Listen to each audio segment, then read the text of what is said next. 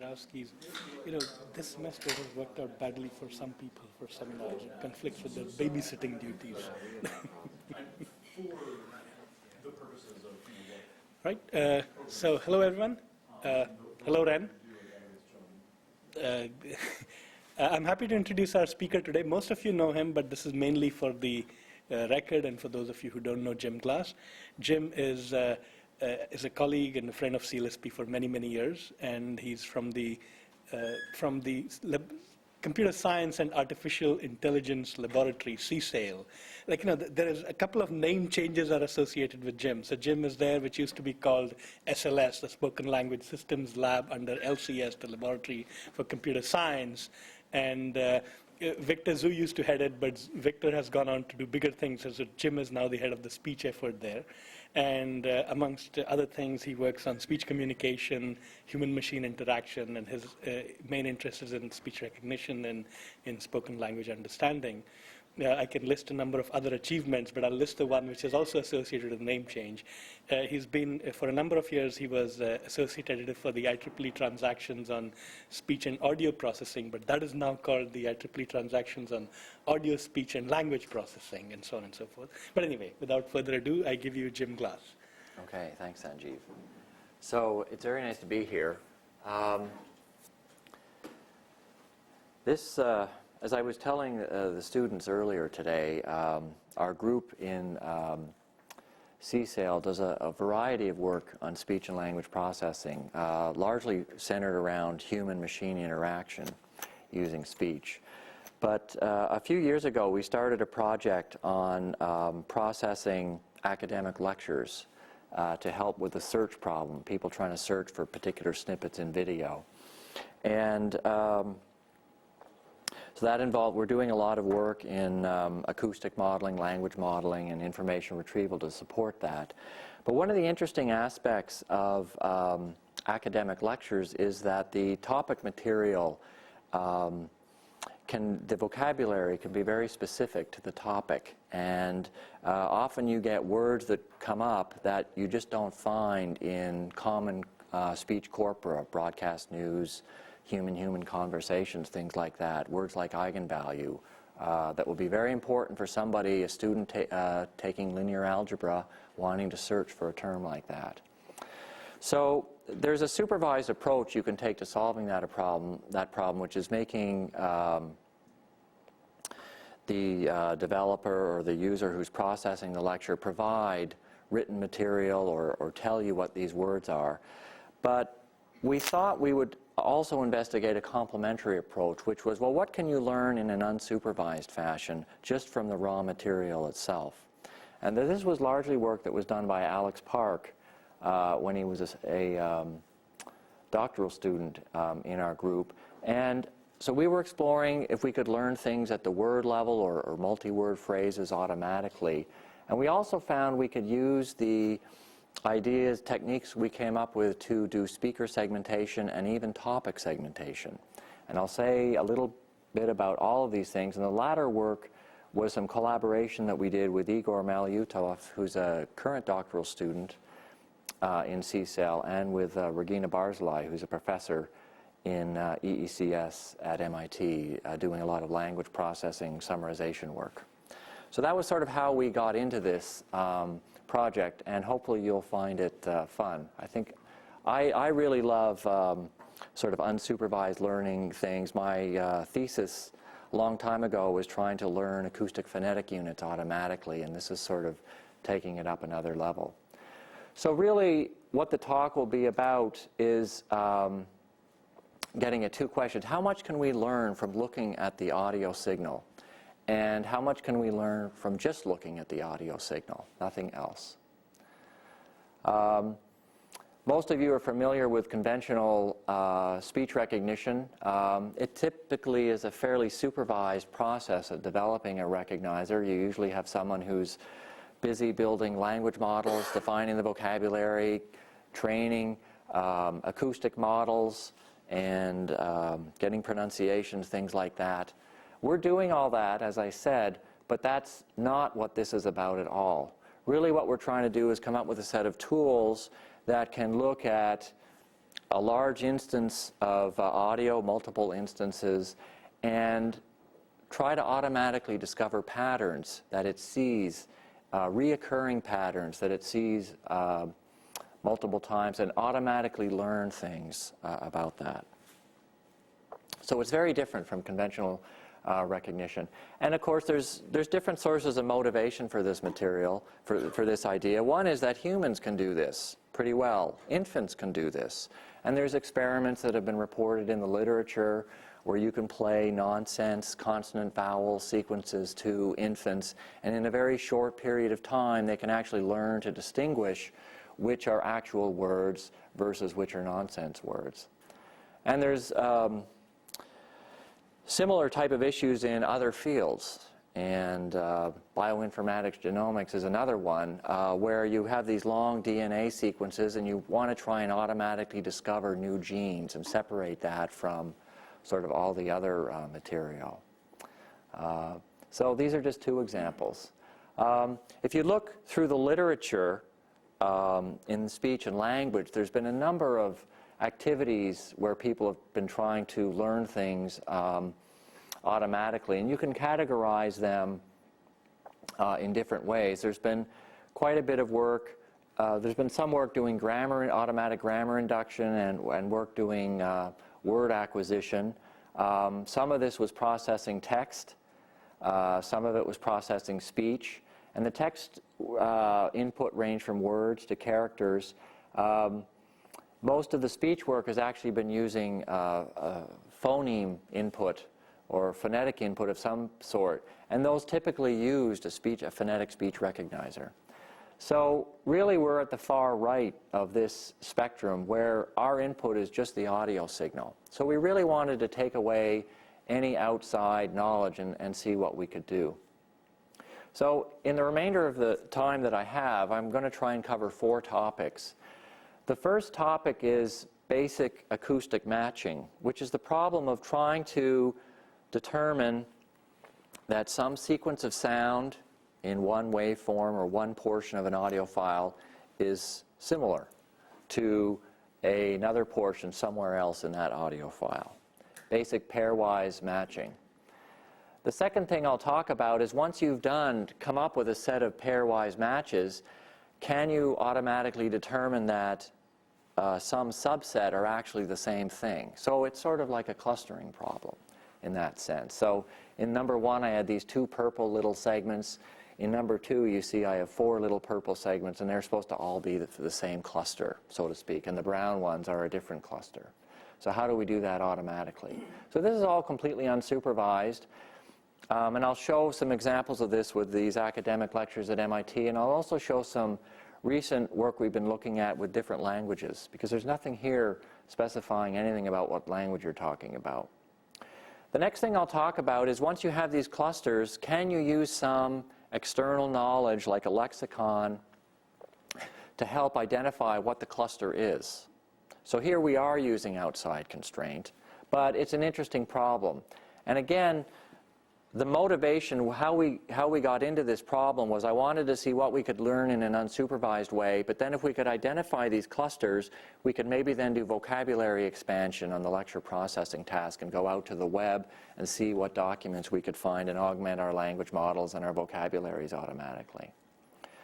And then the last thing I'll talk about is beyond words, addressing things at the segment level, and there's 2 things that I'll show how these techniques are useful for. One is for speaker segmentation, and another is for topic segmentation. And I'll explain a little bit more, motivate that a little bit as we go along, and briefly go over that at the end.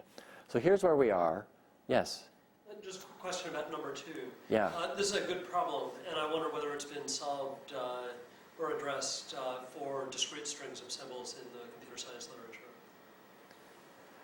Well, there's certainly a lot of people who've been working on the clustering, and we're actually using maybe I should go through it. We should come back to that question at that point. By the way, if you can't hear me, can you hear me okay in the back? Okay. Just interrupt at any time if you have a question. So the speech data that we're using, as I mentioned, are a set of lectures that are publicly available at MIT. They're either courses that have been videotaped or individual seminars that have been videotaped, and they're all accessible on the web. The amount we have is constantly growing. I think it's about 500 hours now. MIT, I think, has a total of about 2,000 courses overall they're trying to put online via the Open Courseware initiative some of you may have heard of. Only a small subset of those have been videoed, but they're slowly increasing the amount of data that we have. It's a wide range of topics, especially the invited seminar speakers, talking about a wide variety of things and many different speakers, speaking styles. One of the nice properties of this material, which let us avoid the issue of speaker variation and acoustic variation, was that typically, just as I'm talking here, it's a consistent acoustic environment and a consistent speaker throughout the duration of the lecture. Now let me play you some snippets just to give you an idea of what we're dealing with. Can you hear that? Discuss the rules for matrix multiplication, and do we want to say something too long?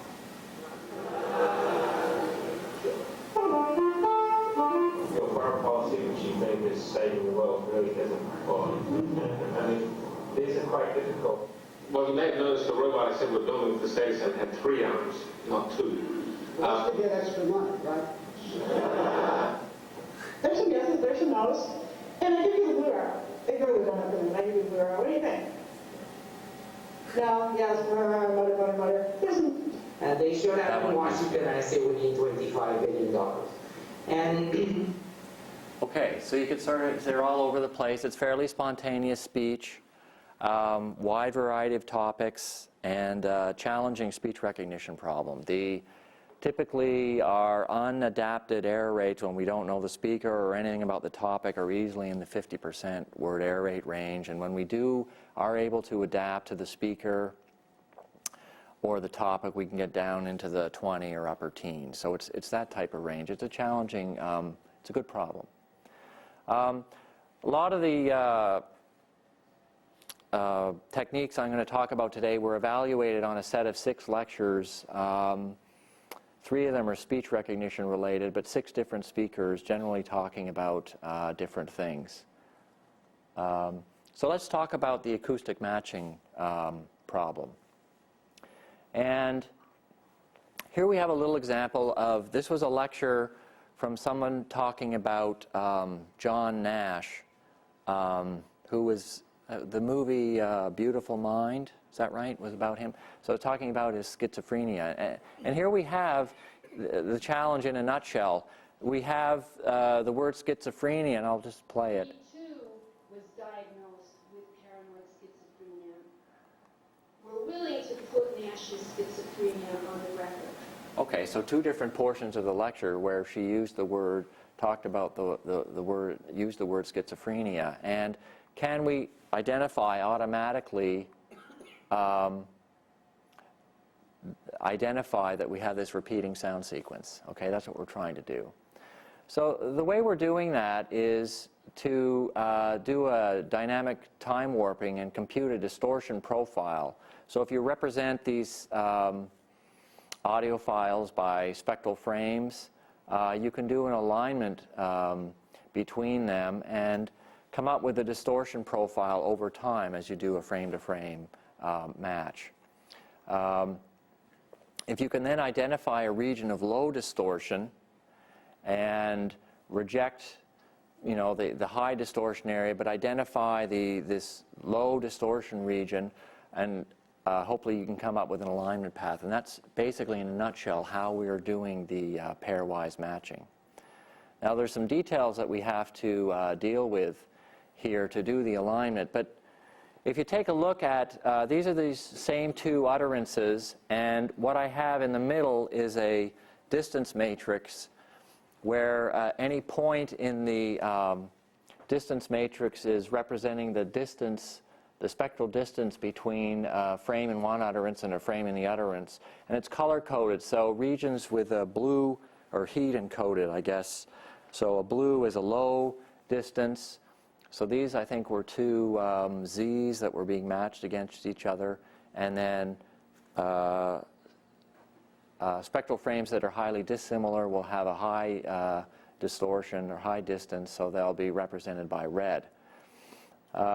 When you look at the matrix, you can see that what we're really trying to find is some region, some contiguous region where there's a set of low distortions when you match the frame. And I actually think if you do some sort of visual processing technique, there might be more efficient ways to define that. But what we're trying to find is that region automatically, and do some alignment between the two sequences there to minimize the overall distortion, and that's our alignment path fragment.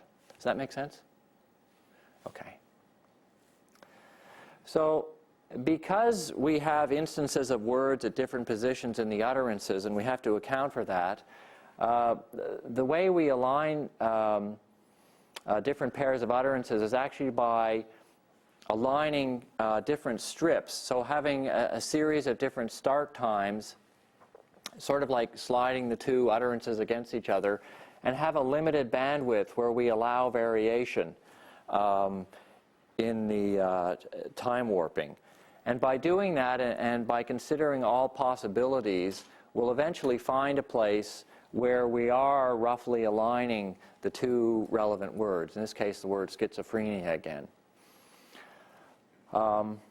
And so for any pair of utterances, we actually have a number of different distortion profiles.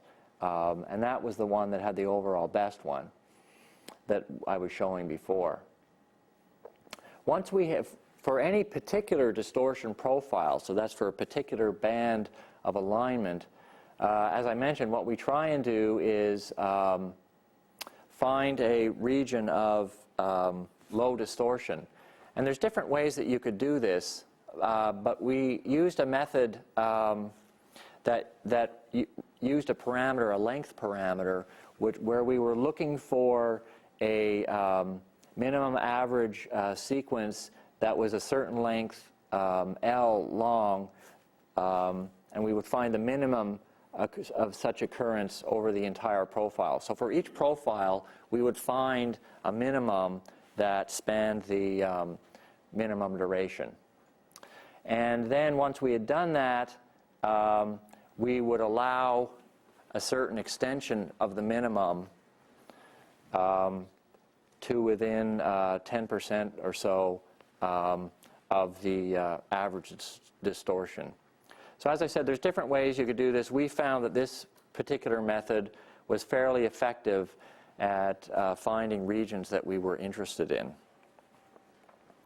But one of the things you have to choose, of course, is L. And in our case, we chose an L. It doesn't matter too much, but the length we were using was about half a second or so.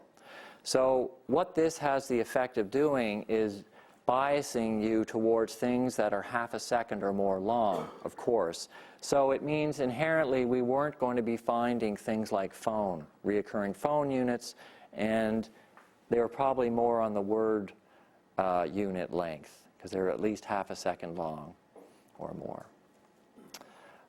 Some of the other parameters that we had to define were the actual width, how much variation you were going to allow in the time warping, and I think we allowed a total variation of 100 milliseconds, 50 milliseconds on either side. The length of the subsequence that I just talked about. And since we would find a minimum sequence for every warping path that we computed, a lot of the times there wouldn't be anything of interest in the minimal average subsequence that we would find. So we used a threshold to decide whether to accept it or not. And I think in practice we threw away about 90% of the average subsequences. So it was only 10% of these data that we were actually using. Yeah? Maybe I misunderstood. Wouldn't there also be a parameter for the distance between the bands that you slide between the where you were sliding the two. We actually, maybe I didn't understand your question, but we actually overlapped these Oh, they 50, all do so we back covered and forth, so everything. it's not- Yeah, yeah, this is just for illustration purposes, but really we covered the whole thing pretty well. Another detailed question, when you Yeah. find a match and you extend it, Yeah, you said you would go 10%. Is this, relative to the average distortion in that Okay. subsequence that was found. so in other words, as you go outside the window, your distortion could actually go down because maybe there is one bad thing in the middle, but there are things outside. Yeah, which are- typically there was something that caused it, Right. the algorithm to stop, but in practice it could extend a little bit. Okay, so Yeah, what so would there you- might be better ways to do this, but that was just the method that we Okay. chose. So what you're looking for essentially is a well. You're looking for something Yeah. where the distortion comes down, stays low, and goes Yeah, back up again. yeah. So in this example, we really, I mean, when you look at what's going on, usually it comes down, bounces around a little bit, and we're trying to find that. And this was the way we came up with to do that. Was there another question? Somebody tapped Oh, am I supposed to tap the screen? Thank you. Yeah, yeah. You're supposed to cue me on that when it gets annoying. Okay. So here's an example of what you end up with after doing this. You'll come up with a bunch of sequences. So here we have 3 pairs of things that matched. And you'll get a number representing the average distortion for that little segment.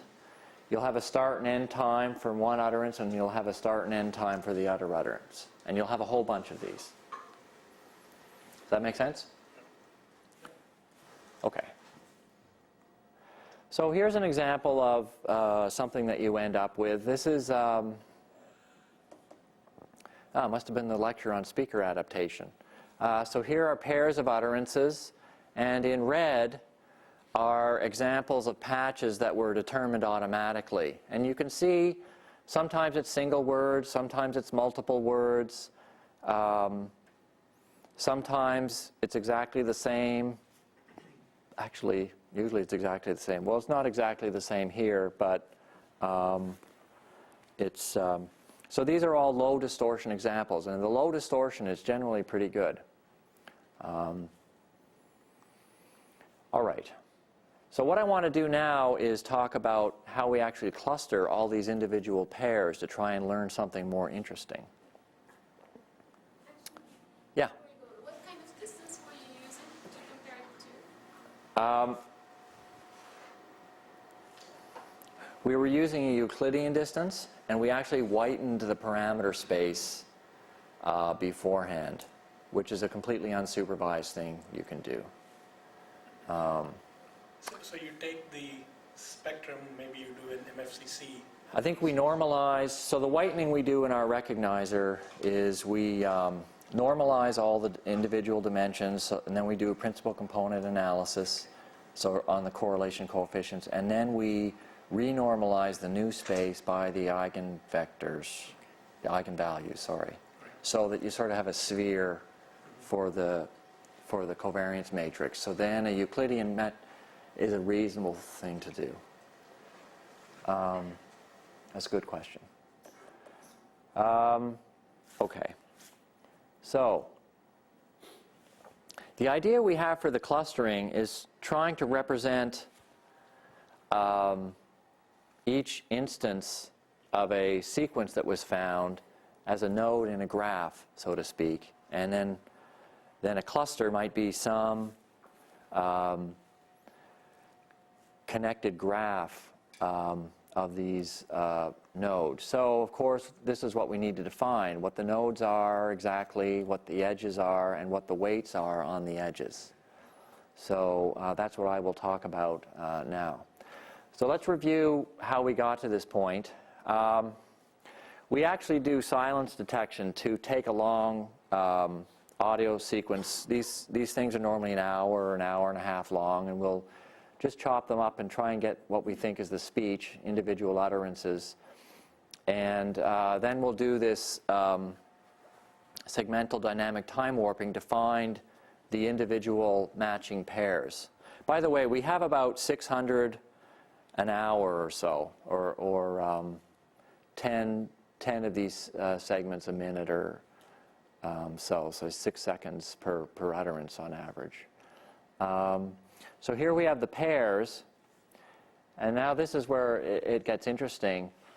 When you look at these pairs, if I blow up this one little region with the green, blue, and purple, you actually have, of course, a number of matches with different parts of the other utterances, and they all have slightly different starting times and ending times, and this is the problem that you're dealing with. These are actually just represented by the horizontal scale here is actually the distortion. So some of the matches will be much better than others. Well, what we decided to try and do was summarize the matches, because you'll notice that some regions have a whole bunch of matches with other places in the audio file where other regions don't really have very many. So the way that we summarized it was by very simply converting the distortion to a similarity, which is basically sort of one number between 0 and 1, normalizing it by the distance threshold we were using to cut off, and then summing up all of those similarities over time. And what you'll tend to do, and then we can smooth it to find the peak, but what you'll tend to find is that this similarity profile sort of fluctuates over time as you go through the audio file when you compute it this way. And you can smooth it and identify peaks in this similarity profile. And we use that as a mechanism to define nodes in our graph. Does that make sense? Okay. So a peak in this curve means that in some interval around this point in time, there is something which is similar to the most number of other things elsewhere in the audio. It seems to be sort of, think of it like a centroid or a peak in similarity of, so there's a whole bunch of things that are spanning this point in time that are similar to other places in the lecture. And it's asymmetrical in the sense that a place might get a high value, but the 7 different places to which it is found similar, they may not be similar to each other. Correct. Okay. That's part of the problem. But they in turn are similar to other things. But so all this is doing is defining nodes, so to speak. And hopefully this will make sense how we use this on this slide. So here we have these peaks, and those define nodes in our graph. Okay? Now we can go back and say, oh, what were the individual segments that I had defined originally that I was interested in, these pairwise things? And those are them up there with the different multicolor little segments. Well, those define the connections between the nodes in my graph. Okay? And the weight on the edges corresponds to the similarity that there was between these pairs. So number 1 and number 8 had 2 blue, those were the blue matches, and those have a certain similarity. That's the weight on this arc here. That's how we get our graph. Does that make sense? Okay. Mostly nodding heads. Yeah. Similar to because of those segments are sharing some phone or this phone? Are these segments sharing phones? Yeah. Well, they're sharing something in the acoustic. The spectral sequence, they hopefully have something in common because the distortion between them was low. So theoretically, yes, they probably do share a phonetic sequence, but we're not using any knowledge of phonetics to get to this point. Okay? So, let me ask you a clarification question yeah. from the previous slide. Yeah. So what could happen now is that there is a particular peak in my similarity profile, which is high because something over there seems to match a lot of other things somewhere else in the audio. Yeah. But none of those places are local peaks in their own similarity profile. So it could happen that I get a node which is in the end not connected to anything. Yeah. Okay. Yep. You could. And by the way, this is only one way to do this, and there are issues. I can come back later, but you saw how all of those different matches had different starting and end times, and it might be nice to clean that up. come back in a subsequent iteration and refine that. But we didn't get to that point yet anyway. Any other questions? Okay. So now we have our graph, and ideally, we'd have these clusters already, but of course we don't. And this is an example why. Here we have various instances of negative that clustered together, but one of the instances was negative charge. And then over here we have particle, various instances of particle, and we have a charged particle. And then, of course, this segment has a thing that connects with that segment with the charge. So those two nodes are connected as well, okay? And this is sort of, that's life. So really you have a largely interconnected graph. So what you want to try and do is have a clustering algorithm that can sort of figure out which are the edges that you want to keep, largely because you have clusters with a large amount of interconnectedness, and throw away these transitive edges. Okay, so Jason, this sort of gets back to your point where we weren't trying to reinvent a clustering algorithm. So what we did is we took an existing one and applied it to this problem at this point. My question actually is a little different, but let's come back to it later. Okay. So there's different ways you can do this. The qualities we were looking for was a clustering algorithm that was fairly fast and could find arbitrary sized clusters, because there might be words that are repeated just a few times, and there might be other things that occur a lot. And we didn't really know how many clusters we wanted to find, so we didn't want to have to specify that. And in the literature, I think this was one that came out of network communication, we found an algorithm that seemed to work pretty effectively. It basically took away all the edges and then reintroduced them in a greedy fashion based on how much interconnectedness there was in existing clusters. And if you're interested in going into that more detail, there's a paper I'll give a reference for at the end. But that was the basic idea. And another point I could make is that we could actually afford to be fairly conservative here. We didn't really care if we had multiple instances of the same word. Really, it didn't really matter. What we didn't want to end up with was a gigantic cluster with a whole bunch of things in it. So we were fairly conservative when we did our clustering. Sorry? Oh, thank you. Jim, when you say cluster in the graph, do you really mean a clique, or it doesn't have to be a clique, just very densely connected? Well, actually, they ended up having a variety of forms, and I'll show you. We have a little visual summarization that I can bring up and show you, like a set of clusters for a particular lecture, and you'll see there they come in all different kinds of shapes. But no, they do not need to be fully interconnected by any means. This picture, everything is... This is very idealized, yeah. When you're making your abstract pictures, it can look really good. Okay. So let me show you some examples. This is from... Actually, I won't tell you what this is from. What kind of class do you think this is from? Electromagnetic. Yeah.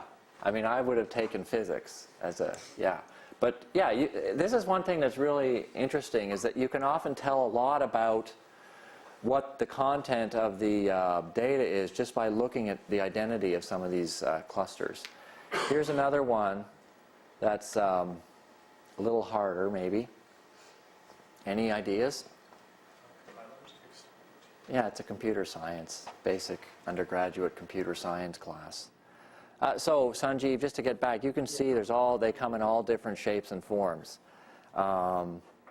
This one here, I think, has square and square root in it. So there's, the bigger they get, the more contaminated they tend to get. So often it's the ones that have high density that are the most interesting, and I'll come back to that point. How do you determine when to stop the cutting?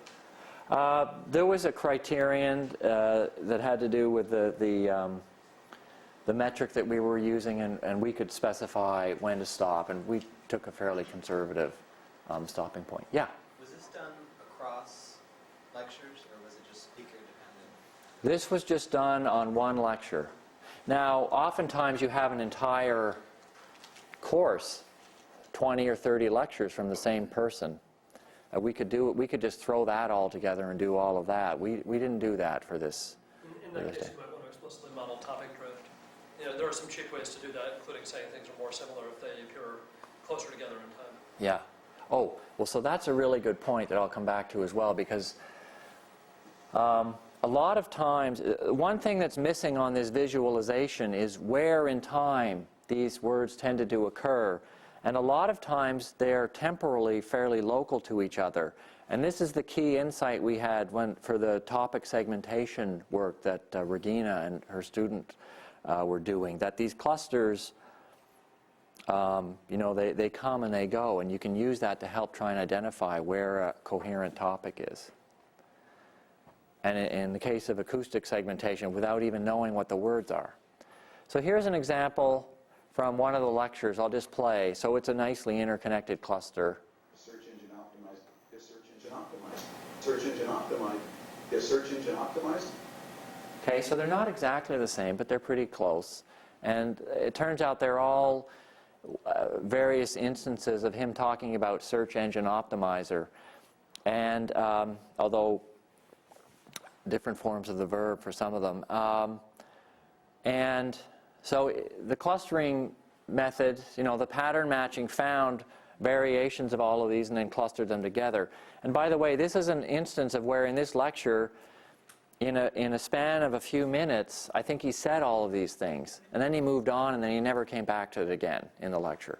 So this is an example of topics changing over time as well.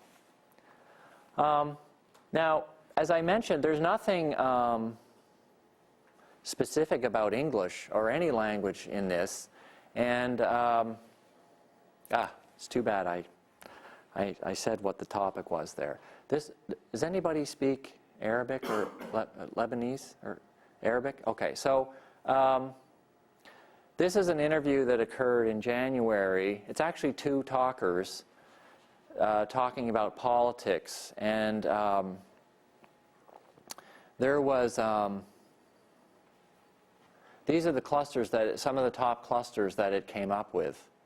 So nobody here who knows anything about Lebanese politics? Oh, you do? Well, I know that Michael Aoun was supposed the nominee, and some people don't like him, and there was a long political stalemate due to his election not going right. Well, one of the things that kept coming up was this 14 March. And do you know why that? Sorry? Oh, I don't know about that. I don't know anything about Lebanese politics myself. But I gather that 14 March, is that a political party? The name of? Yeah, it's just a date when some parties got together and agreed on some steps. So it represents that movement. Yeah. Yeah. So I had one of my students explaining all this to me. I think so. I'm going to play a cluster.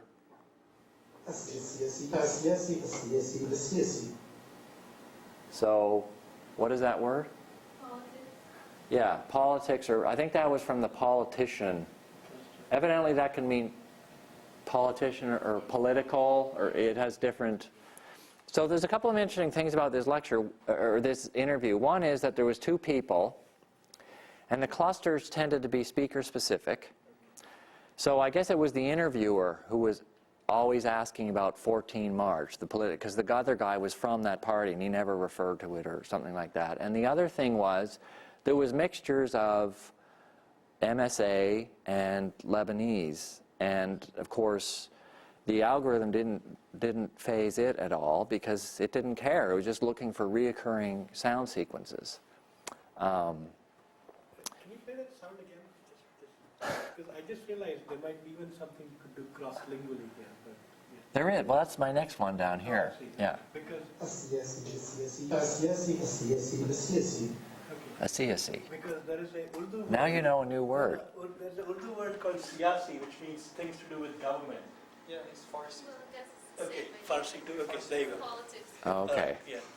Okay. So the other one, oh, this didn't come out very well. But so this was a lecture that we got on mobile communication. And again, I shouldn't have shown you the topic. But so what came up was, well, I guess they were talking about mobile communication in China. So CDMA system, Bell Labs, a particular kind of GSM coding, I guess, you know, things like that. And I think the one I'm going to play, does anybody speak Mandarin here? Okay. So you can listen and you can tell me.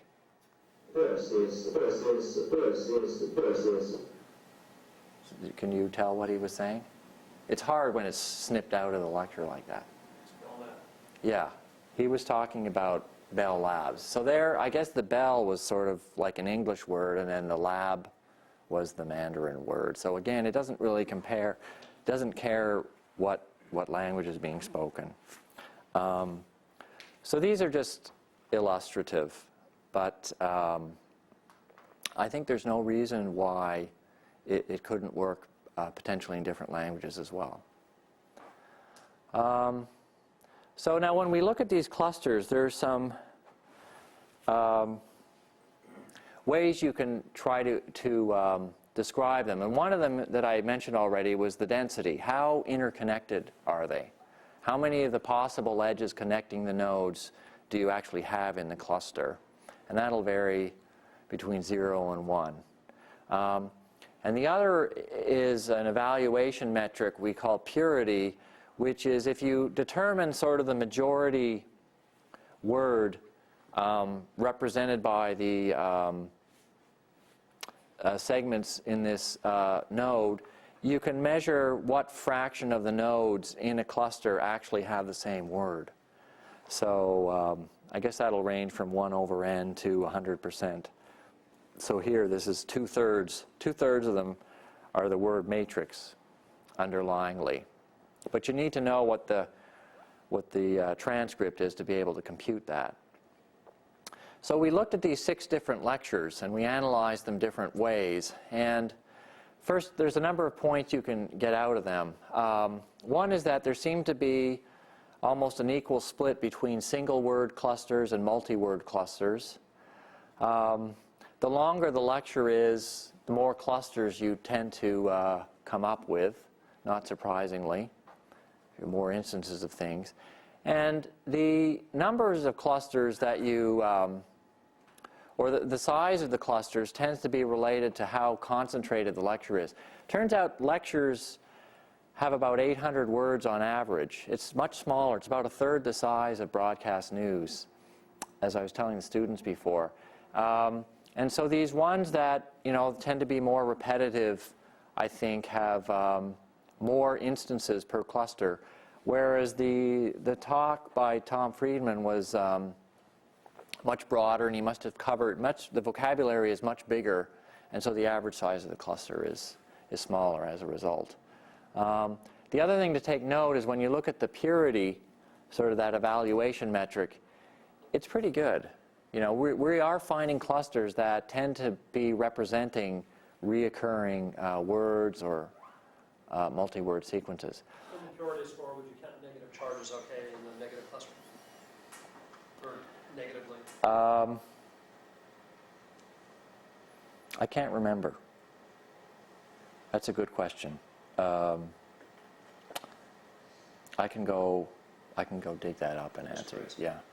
And then there's another similar issue. So when I was listening to the search engine optimize example, Yes. so the tokens were optimizer and optimizing, but Yes. the clips cut off at optimize. Yes. Because probably the similarity ended at Yes. that point. Yes, exactly. So then is that a match or not a match? Well, so, you know, this is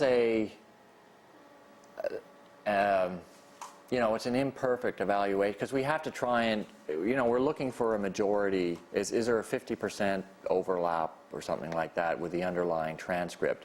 So you are going to have little snippets. So I think we were fairly generous in that metric. But the idea is that these things do have something to do with each other when you compare the different nodes. Oh. It's a good way to make it more interactive. Yes?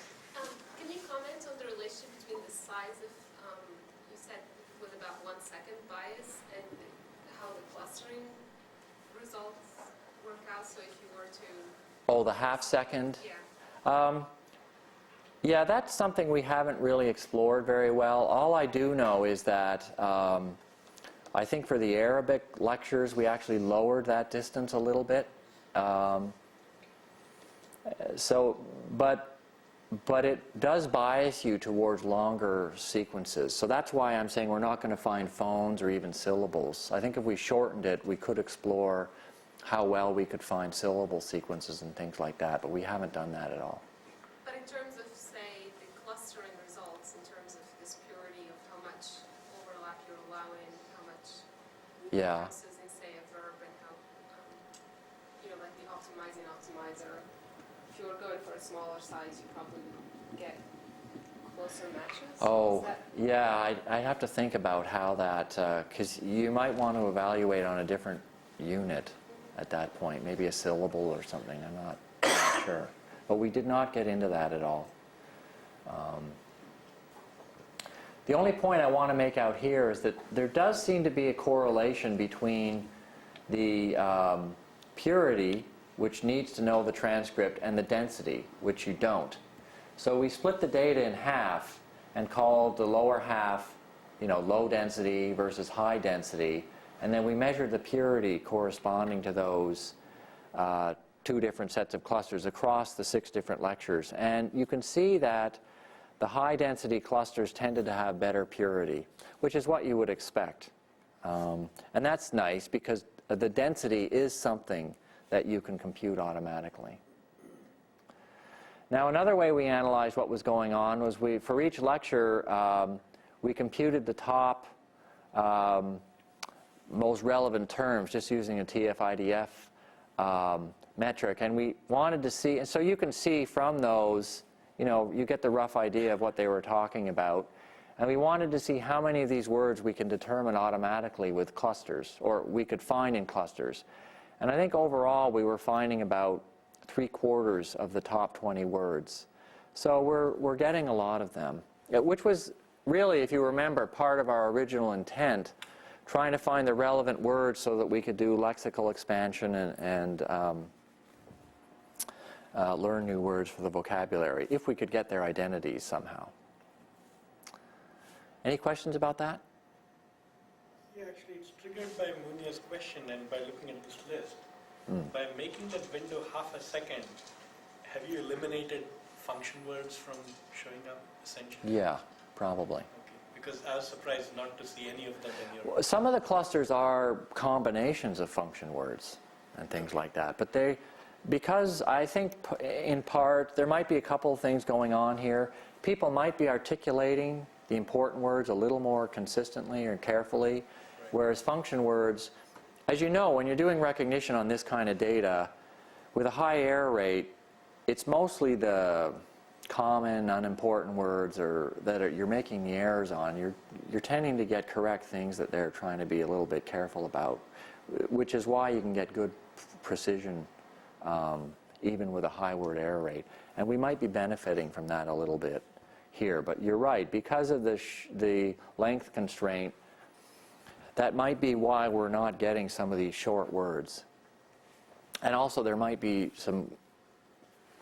they might be more susceptible to co-articulation because they are short, so we can't dig them out as easily. Okay, let me move on and talk about trying to figure out the identity of these clusters. And here we're using external knowledge. And there were basically 2 different approaches that we took. One was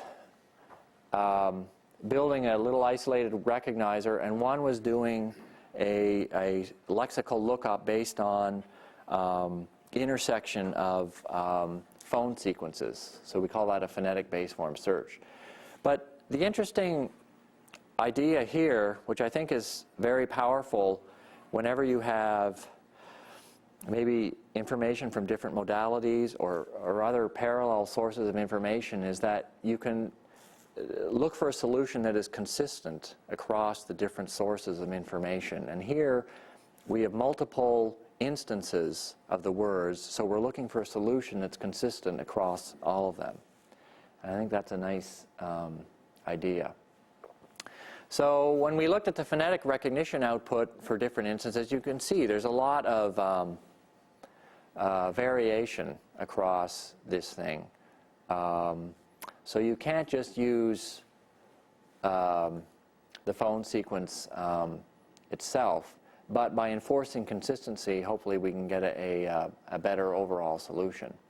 So the approach that we took was to process each node in the graph independently, whether via recognizer or phonetic base form lookup, and come up with a set of alternative hypotheses, and then we would combine them together to try and form an overall n-best list and pick the top choice as our solution. There's obviously many different ways you can do this, and this is a fairly simplistic approach, but it was the one that we took for our first experiment. And that part was using a pronunciation dictionary?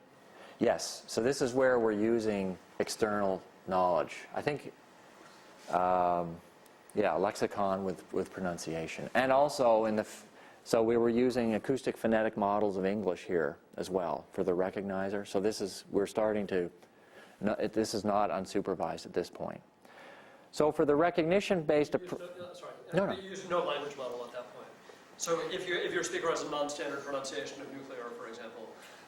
Nuclear, right. Yeah, so in that case you might be able to get a closest match anyway and discover that that's the speaker's pronunciation of it. But there might be other words where non-standard pronunciation requires context to identify.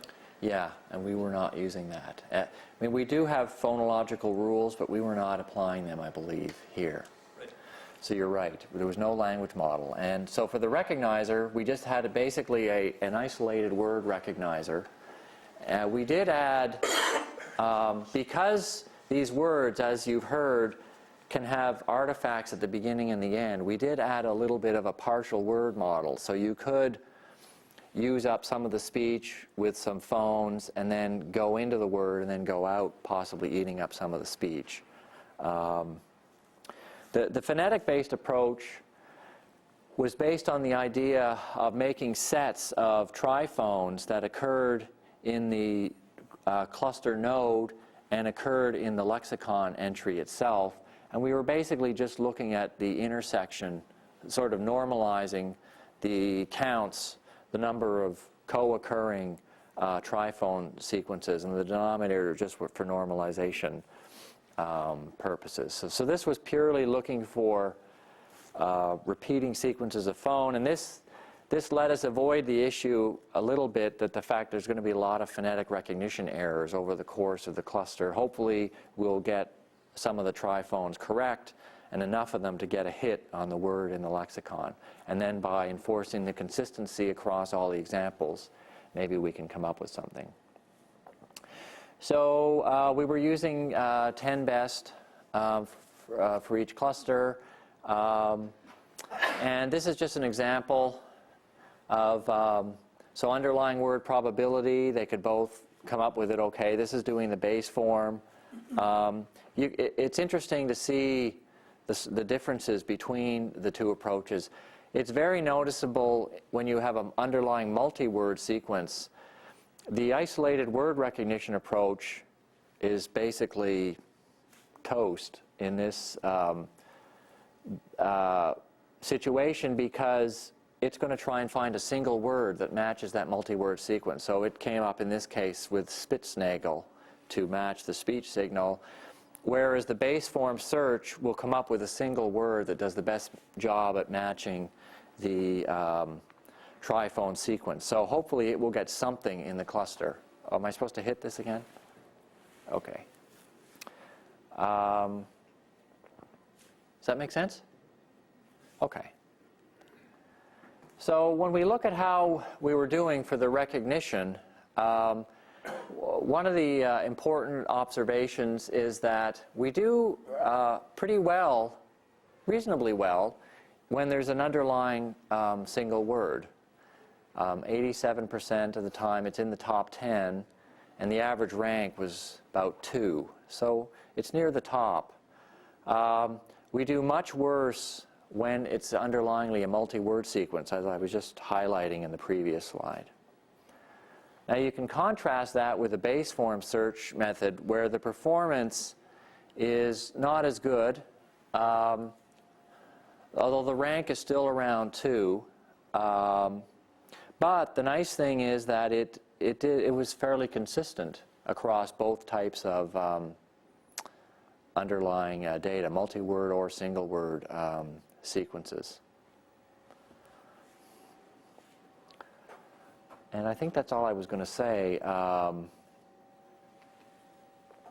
about this. Were there any questions? Yeah. So you're constraining the recognizer to only output a single word. So yes. Presumably that's a trade-off. That if you allowed it to recognize multiple words, it would be even worse. Well, yes, and we didn't get into that. But that's these are fairly simple approaches. It was our first attempt, and you could definitely try to make the recognizer more sophisticated to allow multi-word sequences or maybe penalize multi-word sequences, but still allow them or something. Yeah. Okay. So let me move on and talk about acoustic segmentation in 5 minutes or less. But we've actually introduced some of the key points already. So I just want to get across some of the segmentation or some of the intuition about the ideas. One of them is that the time warping matching that we're doing is largely speaker specific, so that similarities within speaker will be stronger than similarities across speakers. So even if 2 different people said the same word and there's 2 slightly different variations of the word said by the same person, this person will probably have the better match. So we can actually use that to our advantage if we want to try and identify different spans of the audio spoken by different speakers. And the way we're going to do that is, again, if you chop the long audio file up into different utterances, you can use the similarity between utterances as the minimum pattern match between the 2 utterances as a similarity measure. So I'll try and illustrate that with an example. So here we have 2 utterances, and we have all sorts of different alignments between them corresponding to those different diagonal stripes I talked about at the very beginning. But we'll pick the one with a very minimum distortion, and we'll use that as our data point for the similarity between the ith utterance and the jth utterance. And of course, you can do that for every single utterance in the entire lecture. So here we have 900 utterances. And you can immediately see some structure to this.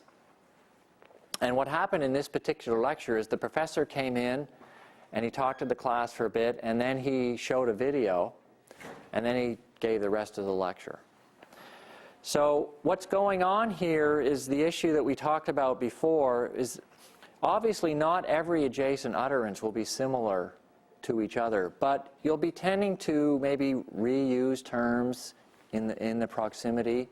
And so if you look a little more globally, you'll sort of see that the area which is being spoken by the same speaker tends to be more densely populated.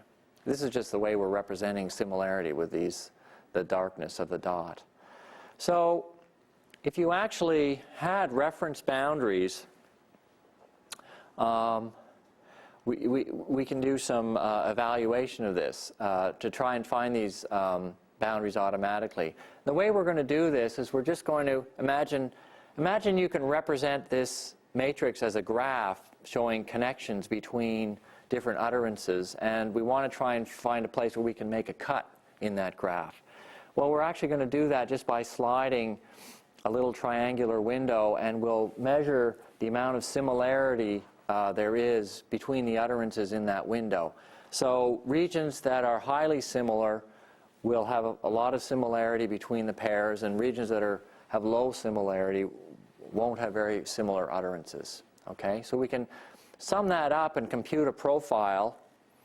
I think we're flipping this over, so this is now a dissimilarity profile. And you can see that you get peaks at these underlying transitions in the utterance, and we can find these peaks automatically. And you can do this computationally in an efficient way because we're just doing a band, so you can do it in real time. So we did some evaluation, and one of the nice things about the MIT World Lectures, which are one-of-a-kind seminars, is they've actually gone to the trouble of identifying what goes on at different points in the lecture. So we have a number of multi-speaker lectures, and these are the ones that we use for the evaluation. And as I was saying, they will also highlight what goes on at different times. So this has all been done manually, and we can use that to evaluate the data. Now, I should say that they are only evaluating the significant points in the lecture, and I'll show you some problems that occur in the evaluation. But when we go through the lecture, so we'll produce a profile like that, and we'll determine boundaries, and we can do that for all of the lectures. And you'll notice that it's pretty well behaved generally, although it tends to get choppy at the end. So what's going on here? Yeah, this is the Q&A part of the lecture. And sometimes there's a little introduction by somebody at the beginning, and then they go on and they talk. So these are largely panel things. So we did some sort of precision recall evaluations of the segmentation results, and basically we're finding all of the boundaries that were marked by humans, and we are getting some extra ones, and most of the false alarms occurred in actual speaker changes that weren't annotated. So it's a nice result that we can use this idea to do that as well. And the other thing that we talked about a little earlier was the notion of how these clusters tend to co-occur in time. And you can actually use that for topic segmentation. And I want to motivate this a little bit. It turns out that at MIT there was an earlier project to take lectures and physically annotate them by topic, provide a summary of what went on in each section of the lecture, provide a transcript, and provide a link to the textbook of related material. And in collaboration with Regina Barzilai, who I mentioned earlier, we're hoping to be able to do this type of thing automatically. And so Regina's done a lot of work. She had a student do some automatic segmentation, initially on the transcript and then on speech recognizer output. And you can see that you can get a lot of the boundaries automatically. And she's also working with other students on trying to generate titles for these segments, and ultimately maybe some sort of brief summary as well. Those were just some automatically determined keywords. So that was sort of the motivation.